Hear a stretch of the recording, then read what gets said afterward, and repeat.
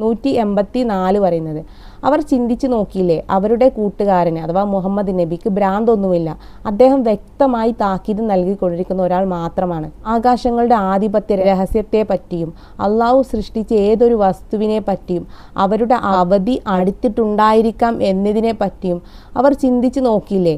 ഇനി ഇതിന് ഖുർആനിന് ശേഷം ഏതൊരു വൃത്താന്തത്തിലാണ് അവർ വിശ്വസിക്കാൻ പോകുന്നത്? ഇപ്പം നബി സല്ലല്ലാഹു അലൈഹി വസല്ലമക്ക് ഭ്രാന്തൊന്നുമില്ല, നബി സല്ലല്ലാഹു അലൈഹി വസല്ലം പറയുന്നത് കറക്റ്റാണ് എന്നാണ് ഇവിടെ നമുക്ക് കാണിച്ചു തരുന്നത്.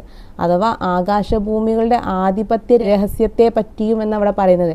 ഈ പ്രപഞ്ചത്തിൻ്റെ രഹസ്യത്തെ പറ്റിയിട്ടാണ് വിശുദ്ധ ഖുർആനിലൂടെ നിങ്ങൾക്ക് കാണിച്ചു തന്നിട്ടുള്ളത്. അത് നമ്മൾ മനസ്സിലാക്കി കഴിഞ്ഞു. കാരണം നമുക്ക് ചുറ്റിലും വലയം ചെയ്യുന്നതും ഈ ആകാശത്ത് നടക്കുന്ന സകല കാര്യങ്ങളും നമ്മുടെ രാവും പകലും നിയന്ത്രണം എല്ലാം സൃഷ്ടാവിൻ്റെ ഈ കൈകളെന്ന അംശമാണെന്ന് നമ്മൾ മനസ്സിലാക്കി കഴിഞ്ഞു. അള്ളാഹു സൃഷ്ടിച്ച ഏതൊരു വസ്തുവിനെ പറ്റിയും എല്ലാം അള്ളാഹുവാണ് സൃഷ്ടിച്ചിട്ടുള്ളത്. എല്ലാത്തിൻ്റെ ജീവനും അവൻ്റെ കൈകളിലാണ്. അവൻ എല്ലാത്തിൻ്റെ ഹൃദയത്തെ അവനാണ് ചലിപ്പിക്കുന്നത് എന്നുള്ളത് നമ്മൾ മനസ്സിലാക്കി കഴിഞ്ഞു.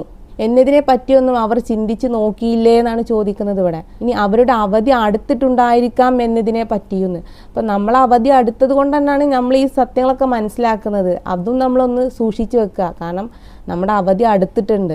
ഈ ഖുർആന് ശേഷം ഏതൊരു വൃത്താന്തത്തിലാണ് അവർ വിശ്വസിക്കാൻ പോകുന്നത് എന്ന്. അപ്പോൾ ഈ സത്യം ഇത്രയും വ്യക്തമായിട്ട് നമുക്ക് വിശുദ്ധ ഖുർആൻ കാണിച്ചു തന്നിട്ട് ഇനി ഇതിനപ്പുറം നിങ്ങൾ ഏതൊരാളിലാണോ നിങ്ങൾ കാത്തിരിക്കേണ്ടത്, അല്ലെങ്കിൽ ഏതൊരു ഗ്രന്ഥത്തിലാണോ നിങ്ങൾ കാത്തിരിക്കേണ്ടത് എന്ന് നിങ്ങളോട് വെല്ലുവിളിക്കണം. അപ്പോൾ ഇത് ലാസ്റ്റ് ചാൻസാണ്. ഈ ലാസ്റ്റ് ചാൻസ് നമുക്ക് അള്ളാഹു എത്തിച്ചു തരുന്നുണ്ടെങ്കിൽ അത് നമ്മുടെ വിജയത്തിന് വേണ്ടിയിട്ടാണ്. ഇനിയൊരു ചാൻസ് നിങ്ങൾക്ക് ലഭിക്കാൻ പോകുന്നില്ല എന്നുള്ള സത്യം. ഏതൊരുവനെ അള്ളാഹു പിഴവിലാക്കുന്നുവോ അവനെ നിർവയിലാക്കാൻ പിന്നെ ആരുമില്ല.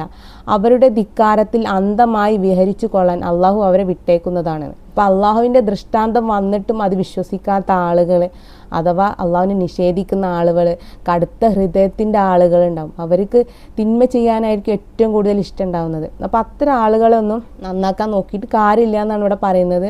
പിന്നെ അവരുടെ ഇഷ്ടത്തിന് വിട്ടുകൊടുക്കും. കാരണം അവിടെ സപ്പോർട്ട് ആരുണ്ട്? പിശാചുണ്ട്. അന്ത്യസമയത്തെ പറ്റി അവർ നിന്നോട് ചോദിക്കുന്നു, അതെപ്പോഴാണ് വന്നെത്തുന്നത്? പറയുക, അതിനെ പറ്റിയുള്ള അറിവ് എൻ്റെ രക്ഷിതാവിൽ മാത്രമാണ്. അതിൻ്റെ സമയത്താണ് അത് വെളിപ്പെടുത്തുന്നത്. അവൻ മാത്രമാകുന്നു.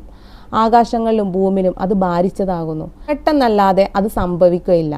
നീ അതിനെപ്പറ്റി ചുഴിഞ്ഞന്വേഷിച്ച് മനസ്സിലാക്കിയവനാണെന്ന മട്ടിൽ നിന്നോട് ചോദിക്കുന്നു. പറയുക, അതിനെ പറ്റിയുള്ള അറിവ് അള്ളാഹുവിങ്കിൽ മാത്രമാണ്. പക്ഷെ അധികം ആളുകളും കാര്യം മനസ്സിലാക്കുന്നില്ല എന്ന്. അപ്പം അന്ത്യസമയം എപ്പോഴാന്ന് ചോദിച്ചാൽ അത് അള്ളാഹുവിൻ്റെ അടുത്തുള്ള കാര്യമാണ്. കാരണം അള്ളാഹുവിൻ്റെ കൈകളെന്ന അംശത്തിൻ്റെ പ്രവൃത്തിയാണ്. ഇത് പിൻവലിക്കണം, എൻ്റെ കൈകൾ നിങ്ങൾക്ക് എപ്പോൾ നിഷേധിക്കണം എന്നുള്ളത് സൃഷ്ടാവിൻ്റെ അടുത്തുള്ള കാര്യമാണ്. നമ്മളെ സോളാർ സിസ്റ്റത്തിലേക്കൊക്കെ നമ്മളൊന്ന് ചിന്തിച്ചാൽ മതി. സൃഷ്ടാവ് നമ്മൾ എത്രത്തോളമാണ് കരുണ കാണിക്കുന്നത് എന്ന്.